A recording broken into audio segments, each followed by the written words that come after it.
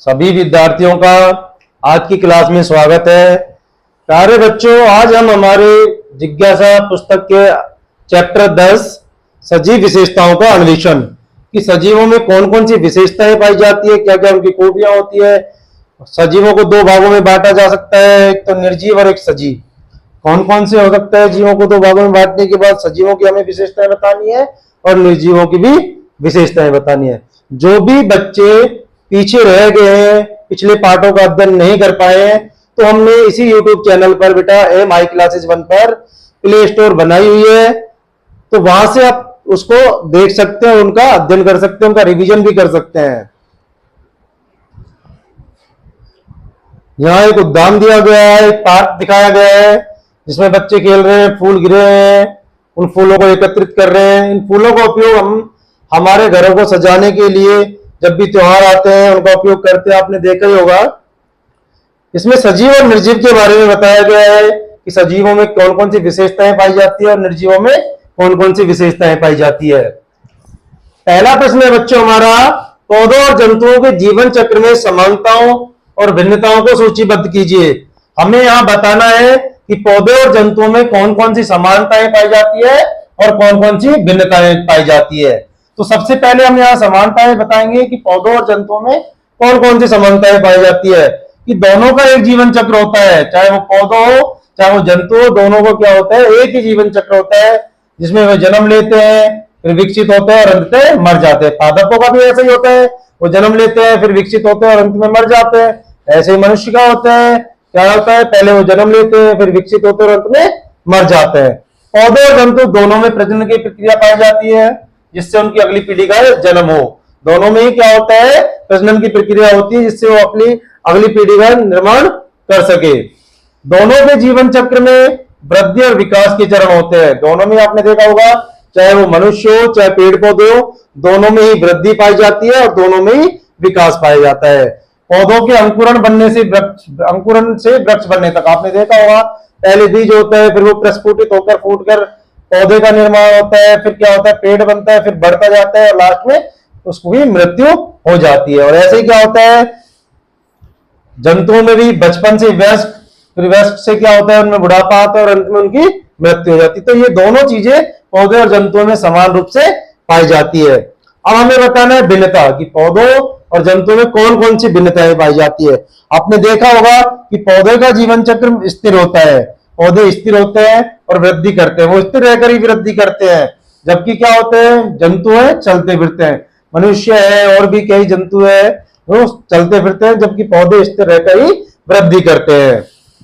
दूसरा है, पौधों की वृद्धि सीधे रूप से सूर्य के प्रकाश की ओर जल पर निर्भर करते हैं। आपने देखा होगा कि पौधे जो होते हैं सूर्य के प्रकाश की ओर वृद्धि करते हैं, जबकि जंतु भोजन ग्रहण करने के बाद ऊर्जा प्राप्त करते हैं। हमें ऊर्जा कहां से मिलती है, जंतु को ऊर्जा कहां से मिलती है, भोजन ग्रहण करने के बाद।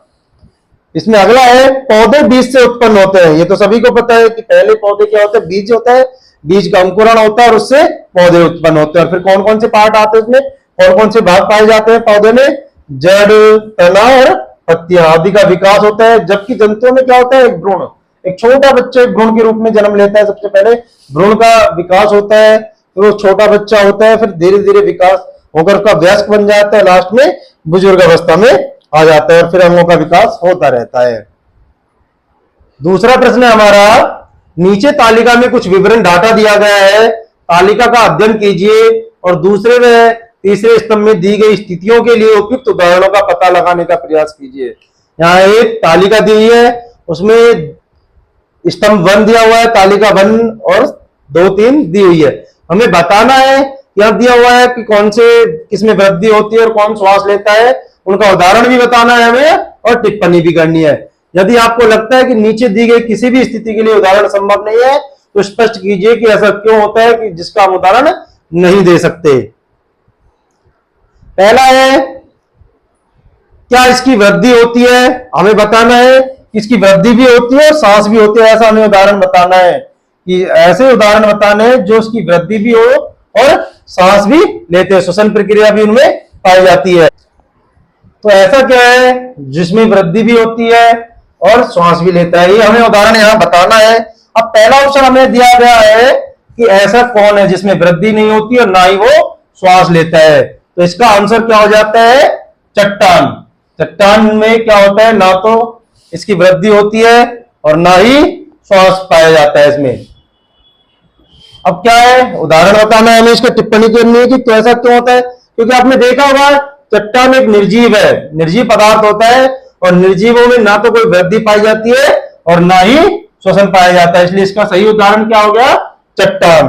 अब अगला हमें दूसरा ऑप्शन दिया हुआ है कि उसकी वृद्धि नहीं होती परंतु वो श्वास ले सकता है। अब हमें ऐसा उदाहरण बताना है कि वो वृद्धि नहीं करता परंतु श्वास ले सकता है। तो वायरस एक ऐसा जीव है जिसकी वृद्धि तो नहीं होती परंतु वो क्या करता है? श्वास ले सकता है।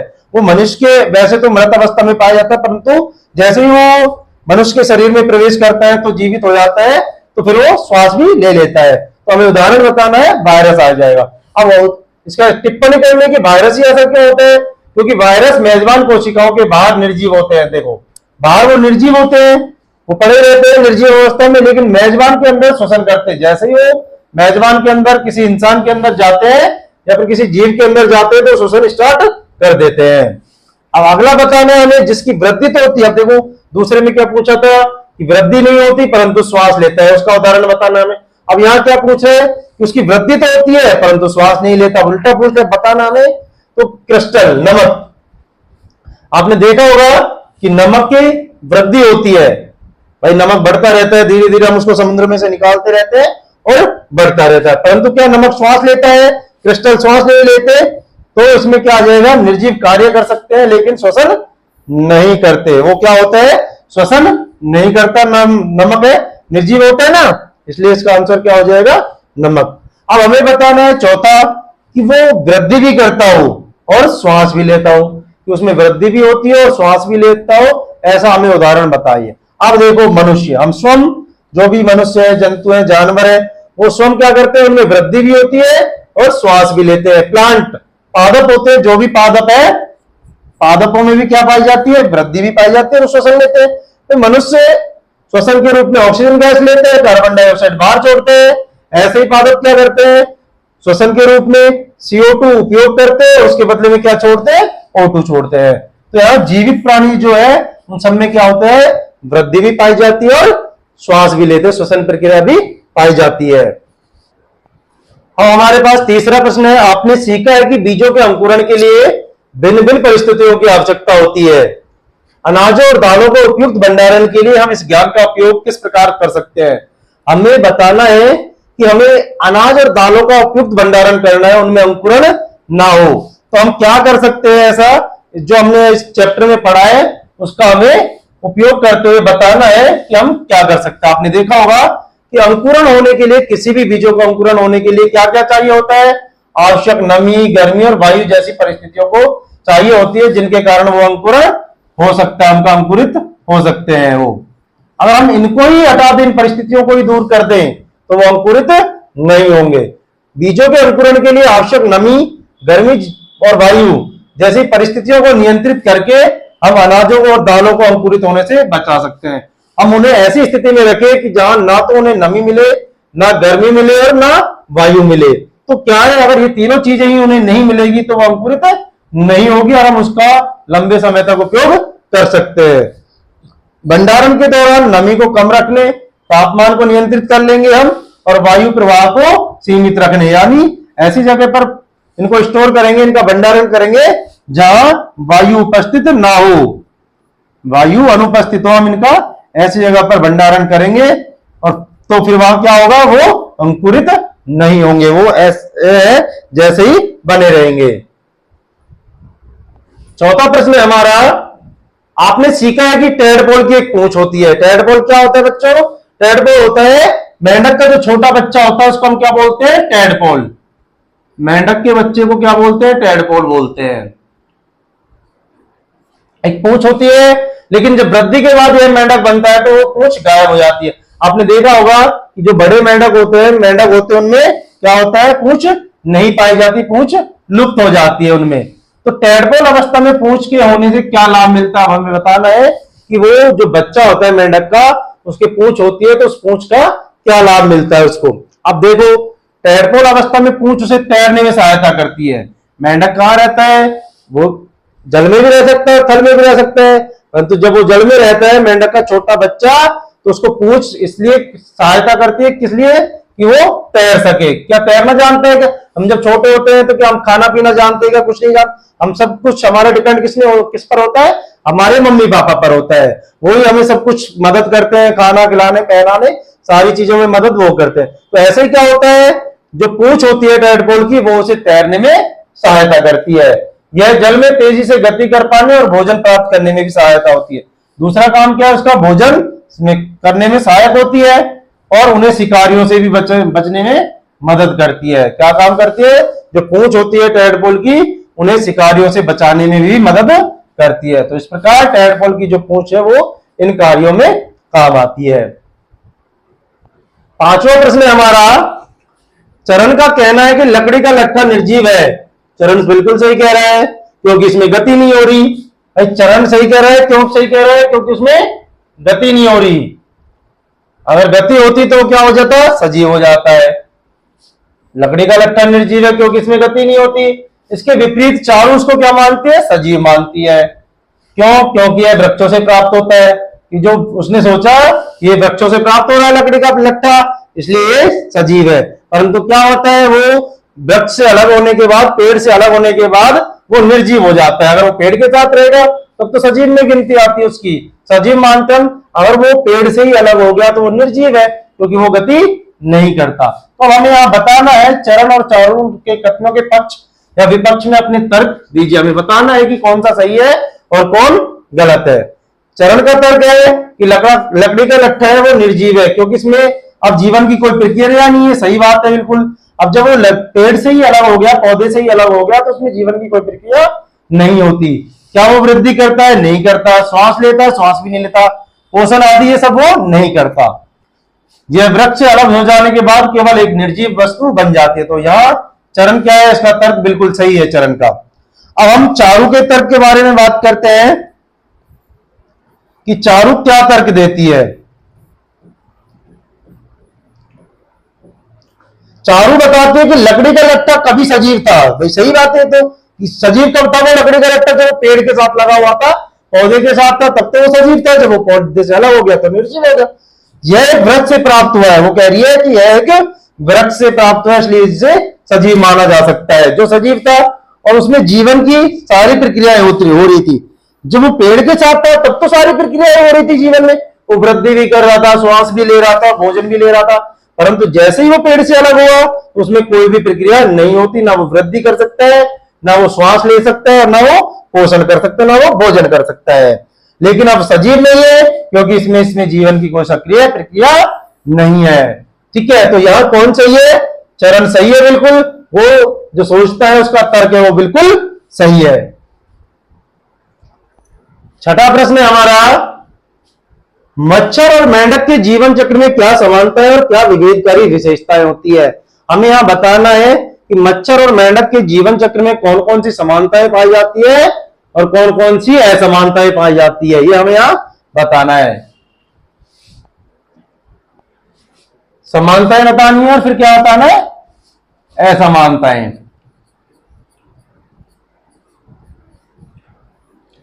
तो सबसे पहले हम बताते हैं समानताएं कि दोनों का जीवन चक्र अंडे से शुरू होता है।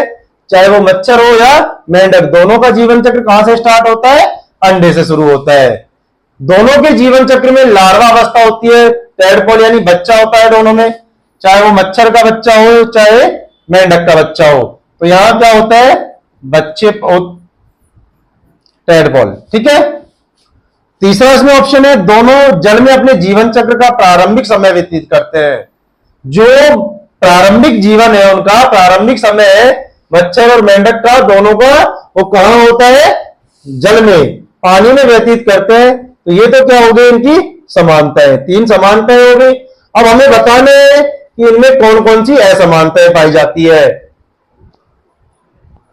विभेदकारी विशेषताएं कौन कौन सी विभेदकारी विशेषताएं होती है? असमानताएं बोलते हैं हम उनको। असमानताएं कौन कौन सी होती है? पहला है, मच्छर की जीवन चक्र में प्यूपा अवस्था होती है। कौन सी होती है? प्यूपा। मच्छर की जीवन चक्र में प्यूपा अवस्था होती है जबकि मेंढक में नहीं होती। सही बात है, मच्छर की जीवन चक्र में प्यूपा पाई जाती है जबकि मेंढक में नहीं होती। मच्छर के लार्वा जल में तैरते हैं जबकि टैडपोल मछली की तरह तैरते हैं। आपने देखा होगा जो मच्छर छोटे छोटे बच्चे होते लार्वा होते हैं जल में तैरते रहते हैं, जबकि टैडपोल किसकी तरह तैरते हैं? मछली की तरह। मच्छर का विकास वायु में होता है। आपने देखा होगा मच्छर भिनभिनाते रहते हैं, वायु में रहते हैं वो, और जबकि मेंढक का विकास भूमि और जल दोनों में होता है। मच्छर क्या है बेटा? सिर्फ वायु में रहता है ये, या स्थल में रहता है बड़ा होने के बाद, यहां बात बड़े होने के बाद है। और मेंढक क्या होता है? जल और थल दोनों में, उभयस्थलीय होता है मेंढक। मेंढक जल में भी पाया जाता है और थल में भी। आपने देखा होगा बारिश का मौसम चल रहा है तो वो छपाक करके कहां चला जाता है? पानी में चला जाता है, थोड़ी देर बाद बाहर निकल जाता है। इसका मतलब वो जल और थल दोनों में रह सकता है। सातवां प्रश्न अब हमारा, एक पौधे को उसकी वृद्धि के लिए उपयुक्त सभी स्थितियां उपलब्ध कराई गई है। चित्र दिखाया हुआ है एक यहाँ 10.9, भूमि पर एक गमला रखा हुआ, उसमें एक पादप है। एक सप्ताह पश्चात आप इस पौधे के प्रयोग और जड़ में क्या देखने की अपेक्षा करते हैं? हमें बताना है कि एक चित्र भी बनाना है कि क्या होगा एक सप्ताह बाद, कि इस पादप में कहां कहां कैसे कैसे वृद्धि होती है। अब हम क्या होता है बेटा? एक सप्ताह पश्चात पौधों की जड़ नीचे की ओर बढ़ेगी और प्रवाह ऊपर की ओर बढ़ेगा। क्या होता है? जब ये धीरे धीरे विकसित होगा तो जड़ें तो क्या होगी? जमीन के नीचे अंदर जाएंगी, और जो पत्तियां हैं, तना है, वो ऊपर की ओर बढ़ेगा। क्या होगा देखो, हम इसका चित्र बना देते हैं, इसमें क्या विकास होगा।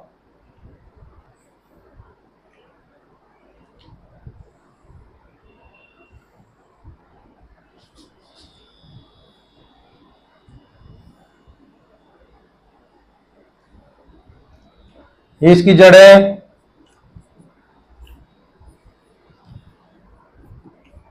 मूल। पत्तियां भी धीरे धीरे विकसित होगी, पत्तियां भी, ऐसा थोड़ी है कि भाई सिर्फ जड़े जड़े विकसित होगी। अब ये पत्तियां जा रही है सूर्य के प्रकाश की तरफ, सूर्य के प्रकाश की तरफ।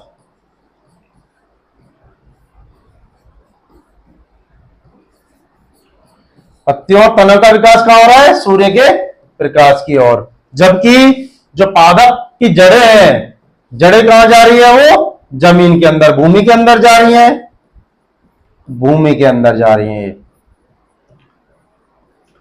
ये भूमि के अंदर इसलिए जाती है क्योंकि ये जमीन के अंदर, भूमि के अंदर से पानी और खनिज लवणों का अवशोषण करती है।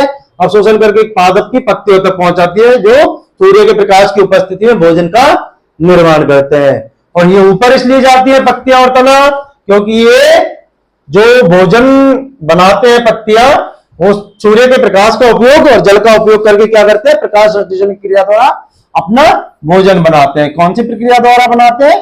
प्रकाश संश्लेषण की प्रक्रिया द्वारा। इसमें किसका उपयोग करते हैं? जो जड़ों द्वारा अवशोषित पानी और खनिज लवण होते हैं, और सूर्य के प्रकाश और CO2 की सहायता से क्या बनाते हैं? भोजन बनाते हैं। एक सप्ताह पश्चात पौधों की जड़ नीचे की ओर बढ़ेगी और प्ररोह ऊपर की ओर बढ़ेगा। तना है वो उसका कहां बढ़ेगा? देखो ऊपर की ओर बढ़ रहा था, तने में विकास हो गया और ये से पत्तियां भी आ गई। जड़ें पानी और खनिजों के स्रोत की ओर बढ़ सकती है। कहां पाई जाती है पानी और खनिज? जमीन के अंदर पाया जाता है। जबकि प्रोरोह सूर्य के प्रकाश की ओर बढ़ता है। जो तना है उसका, वो कहां बढ़ता है? सूर्य के प्रकाश की ओर। अब हमने चित्र भी बना दिया कि ये ऐसे बढ़ेगा।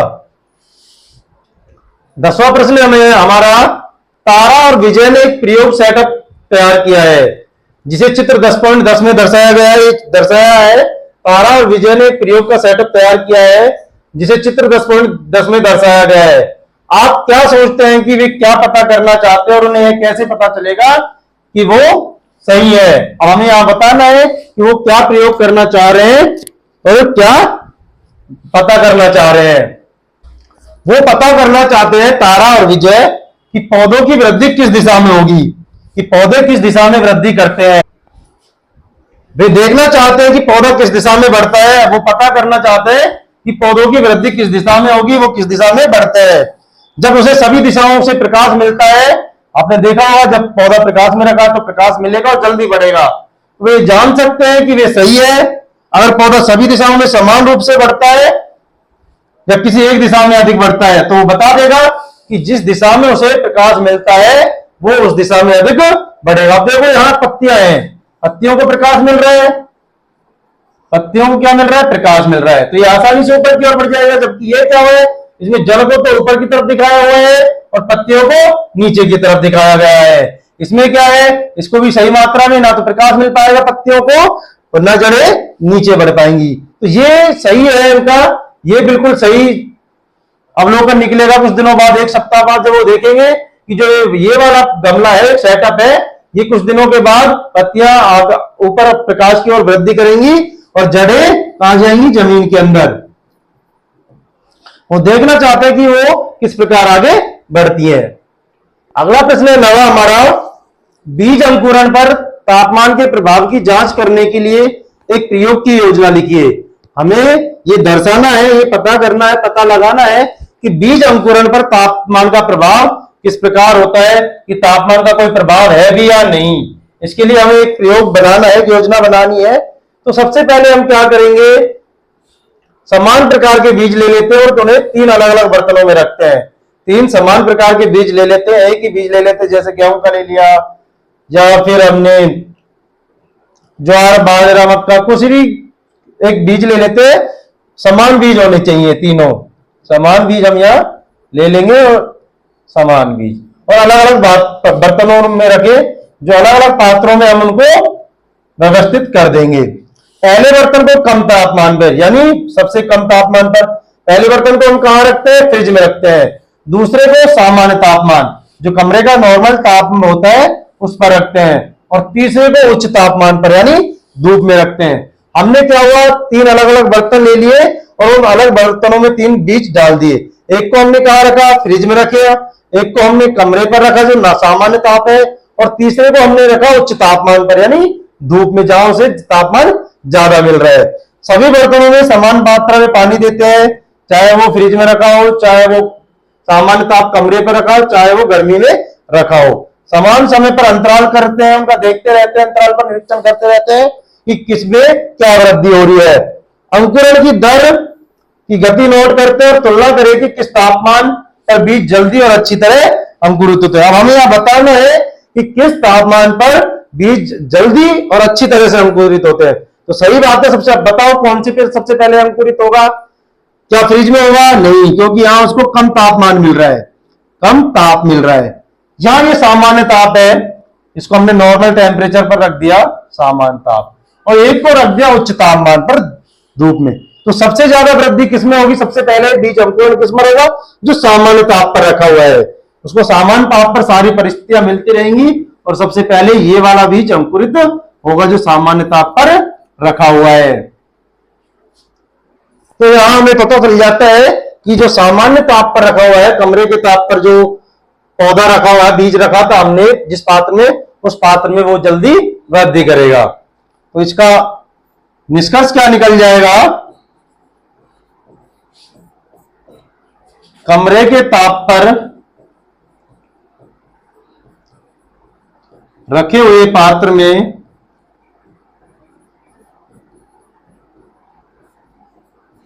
सबसे पहले अंकुरण होता है, यानी उसका अंकुरण सबसे पहले होता है, उसका पौधा सबसे पहले बनता है, अंकुरण होता है। तो ये निष्कर्ष निकल गया हमारा कि जो तापमान का है प्रभाव बीज के अंकुरण पर भी पड़ता है। तो हमारे इस चैप्टर के प्रश्न उत्तर यहां समाप्त हो गए। अगले चैप्टर के प्रश्न उत्तर और जो पाठ का अध्ययन के लिए आप लगातार हमारे इसी YouTube channel M high classes पर जुड़े रहें और लगातार देखते रहें, कहीं कोई बच्चा पीछे ना छूट जाए। धन्यवाद।